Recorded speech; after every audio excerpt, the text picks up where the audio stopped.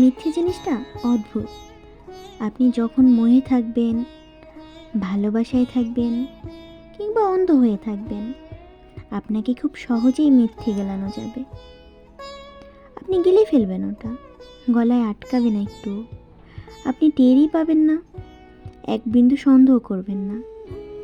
এই সুযোগটাই মিথ্যাবাদীরা নেয়।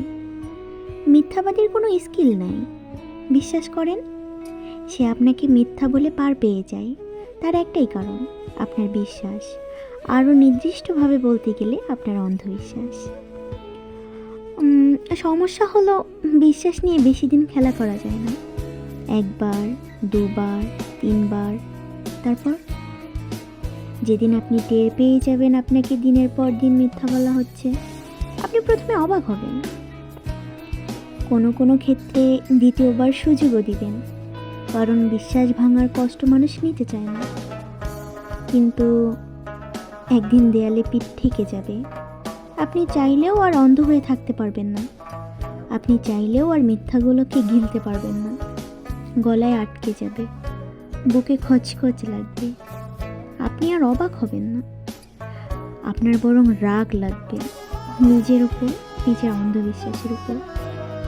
ঠিক যে মুহূর্ত থেকে আপনি সিদ্ধান্ত নেবেন আপনি আর জেগে জেগে ঘুমাবেন না, ঠিক সেই মুহূর্ত থেকে মিথ্যাবাদীর খেলা শেষ। একটা লম্বা সময় অন্ধ থাকার পর চোখ খুলতে অনেক কষ্ট হয়। খুব সম্ভবত হুমায়ুন আহমেদ বলেছিলেন, মিথ্যা কথাকে বারবার বললে সত্যের মতো শোনায়। উনি বোধহয় কোনো কোনো ভয়ঙ্কর মিথ্যা শোনেননি। কিছু কিছু মিথ্যে এতটা ভয়ঙ্কর যে ওই মিথ্যা 1000 কোটি বার বললেও তা কখনো সত্যের মতো শোনাবে না।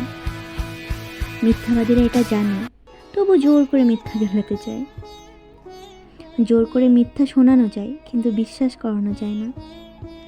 বিশ্বাসের নিয়ন্ত্রণটা আপনার হাতেই ছিল, আছে এবং থাকবে। চোখটা মেলতে হবে জাস্ট।